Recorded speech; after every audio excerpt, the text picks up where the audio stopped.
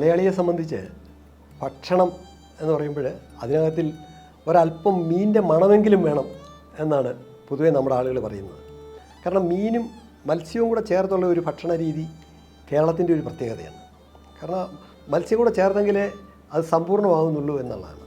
അതിലുപരി മലയാളി ഭക്ഷണം കഴിക്കുന്നത് ആ മീൻ ചേർത്ത ഭക്ഷണം അല്ലെങ്കിൽ മീൻ കൂടുതലായിട്ട് ഉപയോഗിക്കുന്നതുകൊണ്ടാണ് മലയാളിക്ക് ബുദ്ധി കൂടുന്നതെന്നാണ് ഈ വടക്കേ ഇന്ത്യയിലൊക്കെ പഠിക്കാൻ പോകുന്ന നമ്മുടെ കുട്ടികളോട് അവർ പറയുന്നത്. നിങ്ങൾ മീൻ കഴിക്കുന്നതുകൊണ്ടും വെളിച്ചെണ്ണ കഴിക്കുന്നതുകൊണ്ടുമാണ് നിങ്ങൾക്ക് ഈ ബുദ്ധി ഇത്രയും കൂടുന്നതെന്നാണ്. അങ്ങനെ അവരുടെ മനസ്സിൽ അങ്ങനെ ഒരു ധാരണ പോലും ഉണ്ട്. ഈ വടക്കേ ഇന്ത്യയിലൊക്കെ പഠിക്കാൻ പോകുന്ന കുട്ടികളോട് അവർ ആ രീതിയിലാണ് പെരുമാറുന്നത്. പക്ഷേ ഇതിനകത്തൊരു സത്യമുള്ളത്, ഇപ്പം നമുക്കാവശ്യമായ ഈ ഒരുപാട് ഭക്ഷണത്തിൽ നിന്ന് നമുക്ക് കിട്ടേണ്ട മൂല്യവത്തായ ഒരുപാട് സംഗതികളുണ്ട്. നമുക്ക് ഇപ്പം മാംസ്യം, നമ്മളെ സംബന്ധിച്ചിടത്തോളം നമുക്കാവശ്യമായ മാംസ്യത്തിൻ്റെ നല്ലൊരു ഭാഗവും ശരിക്കും പറഞ്ഞാൽ പ്രോട്ടീൻ സമ്പന്നമായ ഭക്ഷണമാണ്. അതിൽ നിന്ന് ധാരാളമായിട്ട് കിട്ടുന്നു. അതുകൊണ്ടാണ് കുട്ടികൾക്ക് പോലും അത് പറയുന്നത് ചെറിയ മത്സ്യം കഴിക്കണം. മാത്രമല്ല അത് മുള്ളോടുകൂടി കഴിക്കുന്നവരുണ്ട്, ചെറിയ മത്സ്യം. അപ്പോൾ അങ്ങനെ ആ ഒരു മലയാളിയുടെ ഭക്ഷണവുമായി ഇഴയേർന്ന ഒന്നാണത്. പക്ഷേ അതിപ്പോൾ നമ്മളൊരു ഭയപ്പാടോടുകൂടിയാണ് ഭക്ഷണം കഴിക്കുന്നത്, പ്രത്യേകിച്ച് മീൻ കഴിക്കുന്നത്. അതിനകത്തിൽ എന്തെല്ലാം അടങ്ങിയിട്ടുണ്ട്. ഈ ഏതാണ്ട് ടൺ കണക്കിന് മത്സ്യമാണ് കേരളത്തിന് പുറത്തുനിന്ന് കേരളത്തിലെത്തുന്നത്. അപ്പോൾ ആ മത്സ്യം ദീർഘകാലം സൂക്ഷിച്ച് വെച്ച് ഉപയോഗിക്കുക. ഇപ്പം നമ്മൾ പണ്ട് ചെയ്തിരുന്ന ഐസ് ഇട്ട് സൂക്ഷിക്കുക, ഒരു 2-3 ദിവസം വരെ നമുക്കങ്ങനെ ഉപയോഗിക്കാം. അതുകൊണ്ട് വലിയ അപകടകരമായ കാര്യമല്ല അത്. പക്ഷേ ഇപ്പോഴങ്ങനെയല്ല. ഇപ്പോൾ മത്സ്യം ശരിക്കും പറഞ്ഞാൽ മാസങ്ങളോളം വരെ സൂക്ഷിക്കും. നമ്മൾ ദിവസവും വായിക്കുകയല്ലേ, 1 മാസം പഴകിയ മത്സ്യം പിടിച്ചു, ടൺ കണക്കിന് നശിപ്പിച്ചു എന്ന് പറഞ്ഞല്ലേ വാർത്തകൾ ദിവസവും വരുന്നത്. പക്ഷേ വീണ്ടും അതിൻ്റെ തനിയാവർത്തനം സംഭവിച്ചുകൊണ്ടേയിരിക്കുകയാണ്. പക്ഷേ ഇത് നമ്മുടെ കേരളത്തിൽ ഏറ്റവും കൂടുതൽ ഇപ്പോൾ അർബുദ രോഗം പോലെ തന്നെ വൃക്ക രോഗം കേരളത്തിൽ കൂടുന്നു. ഡയാലിസിസ് സെൻ്ററുകൾ എല്ലാ പഞ്ചായത്തിലും ആവശ്യമായ ഒരു രീതിയിലേക്ക് മാറുന്നു. അതിലൊരു പ്രധാനപ്പെട്ട കാരണം നമ്മുടെ ഭക്ഷണം തന്നെയാണ്, ഭക്ഷണത്തിലുണ്ടാകുന്ന മായം തന്നെയാണ്. ആ മായത്തിൽ ഏറ്റവും പ്രധാനം മത്സ്യം അതിലൊരു പ്രധാനപ്പെട്ട വില്ലനാണ്. ഇപ്പോൾ അമോണിയം, അതുപോലെ തന്നെ ഫോർമാലിൻ, പിന്നെ സോഡിയം ബെൻസോയേറ്റ് എന്ന് പറയുന്ന ഈ 3 പ്രധാനപ്പെട്ട രാസപദാർത്ഥങ്ങളും ചേർത്താണ് പലപ്പോഴും നമുക്ക് മത്സ്യം കിട്ടുന്നത്. ഇത് 3 അപകടകാരികളാണ്. കരളിനെയും വൃക്കയെയും ഹൃദയത്തെയും ഒക്കെ വല്ലാതെ ഗുരുതരമായി ബാധിക്കുന്ന രോഗങ്ങൾക്കത് കാരണമായി മാറും. പക്ഷേ ഇവിടെ നമ്മൾ ഒന്ന് പഴയ കാലത്തേക്ക് പോകുമ്പോഴേ നമ്മളുടെയൊക്കെ ഓർമ്മയിൽ ഒരു പഴയ തലമുറയിൽപ്പെട്ട ഓരോരുത്തരുടെയും ഓർമ്മയിൽ ഈ മത്സ്യക്കച്ചവടത്തിൻ്റെ പരിണാമദിശ ഒന്ന് ഓർത്തെടുക്കാവുന്നതാണ്. കാരണം തലയിൽ ഒരു ചെറിയ ഒരു കൊട്ടയിൽ അതിനൊരു വള്ളിയിടും താഴോട്ട്. ആ കൊട്ടയുടെ അറ്റത്തു നിന്ന് വലത് കൈ കൊണ്ട് പിടിക്കാവുന്ന രീതിയിലൊരു വള്ളിയുടെ ഒരു ചരടിട്ടിരിക്കും. ആ ചരടിൽ ഇങ്ങനെ പിടിച്ച് എന്ത് വേഗമാണ്, 2 കൈ കൊണ്ട് പിടിക്കണമെന്നില്ല.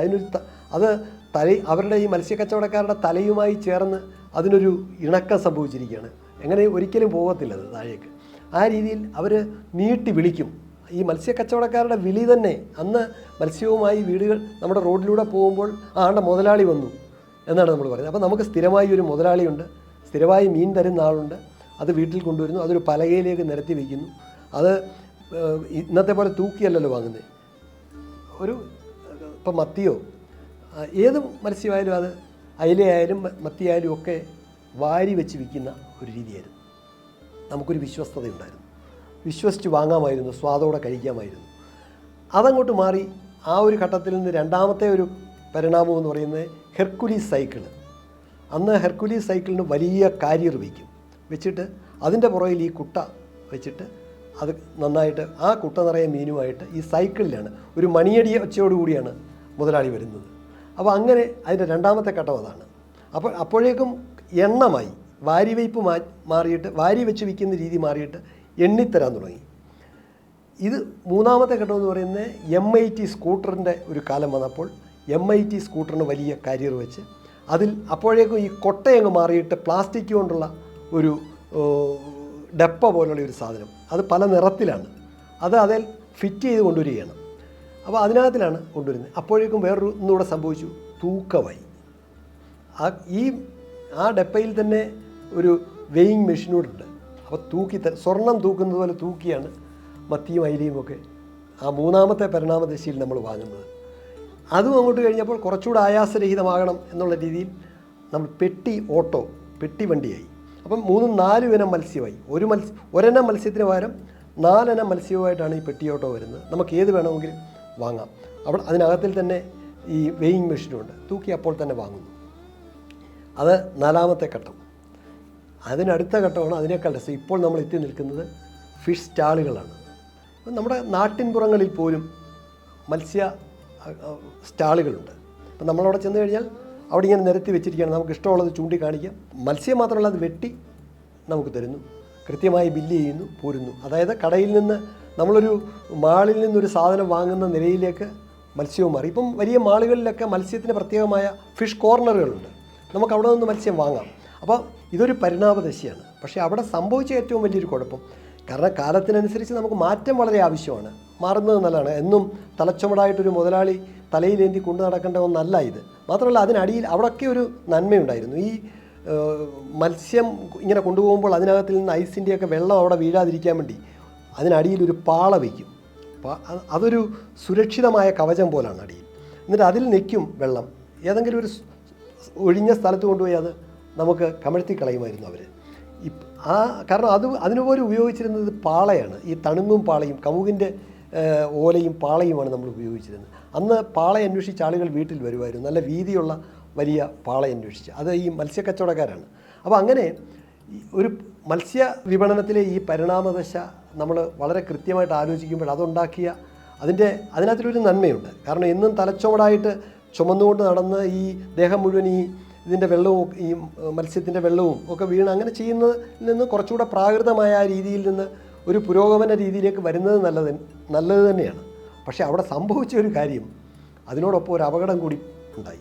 കാരണം മത്സ്യത്തിൻ്റെ അളവ് കുറഞ്ഞതുകൊണ്ടോ വെളിയിൽ നിന്ന് നമ്മുടെ ഇവിടെ കിട്ടുന്നതിനേക്കാൾ കുറഞ്ഞ വിലയ്ക്ക് മത്സ്യം കിട്ടുന്നത് കൊണ്ടോ ധാരാളമായി മത്സ്യം, ഇപ്പോൾ ട്രെയിനിൽ നമ്മൾ ഏത് റെയിൽവേ സ്റ്റേഷനിൽ പോയി നമ്മൾ നോക്കിയാലും ഈ അവിടെ നിന്ന് സാധനങ്ങൾ, അതായത് ഈ നമുക്കാവശ്യമായ സാധനങ്ങൾ വരുന്ന ഗുഡ്സ്, ഏത് ഗുഡ്സും വന്നിറങ്ങുന്ന സ്ഥലത്ത് നമ്മൾ അന്വേഷിച്ച് അവിടെ നിന്ന് നമുക്ക് പലയിടത്തു നിന്നും ഈ മത്സ്യത്തിൻ്റെ വെള്ളം ഇങ്ങനെ ഒഴുകി പോകുന്നത് നമുക്ക് കാണാൻ കഴിയും. മത്സ്യം ട്രെയിനിൽ നല്ല ഭംഗിയായി പാക്ക് ചെയ്താണ്, ടെട്രാ പാക്ക് ചെയ്ത് വരികയാണ്. അപ്പോൾ അത് വരുമ്പോൾ ചിലപ്പോൾ ആഴ്ചകളോളം എടുക്കും. അത് സുരക്ഷിതമായി ഇവിടെ വരുമ്പോൾ നമ്മൾ നോക്കുമ്പോൾ ഇപ്പോൾ കടലിൽ നിന്ന് പിടിച്ചതുപോലെ നമുക്ക് തോന്നത്തുള്ളൂ ആ മത്സ്യം തൂക്കി തരുമ്പോൾ. അതിൻ്റെ കാരണം ഇതാണ്, അമോണിയയും അതുപോലെ തന്നെ ഫോർമാലിനും ഈ നേരത്തെ പറഞ്ഞ സോഡിയം ബെൻസോയേറ്റും ഒക്കെ ചേർത്താണ് ഇത് വരുന്നത്. അപ്പം എത്ര നമ്മൾ നിയന്ത്രിച്ചാലും കാലം മാറിയപ്പോഴുണ്ടായ ഏറ്റവും വലിയൊരു അപകടമാണത്. പക്ഷേ അതുണ്ടാക്കുന്ന ദുരന്തം, കാരണം ഇത് ചേർത്ത് വിൽക്കുന്ന ഒരാൾ എപ്പോഴും മനസ്സിൽ കുറിക്കേണ്ടത് ഒരു മനുഷ്യകുലത്തോട് ചെയ്യാവുന്ന ഏറ്റവും വലിയ ദ്രോഹമാണ് നമ്മൾ ചെയ്യുന്നത്.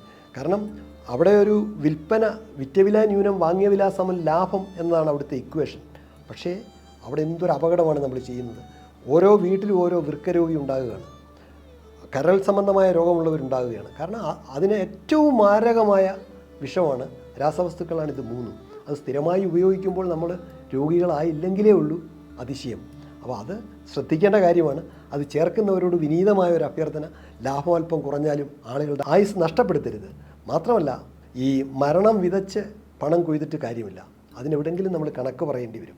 അതൊരു കച്ചവടമല്ല, കച്ചക്കവടമാണ് എന്ന് എപ്പോഴും ഹൃദയത്തിൽ കുറിച്ചിടണം. അതാണ് ഒരു ഓർമ്മപ്പെടുത്തലായിട്ട് പറയാനുള്ളത്.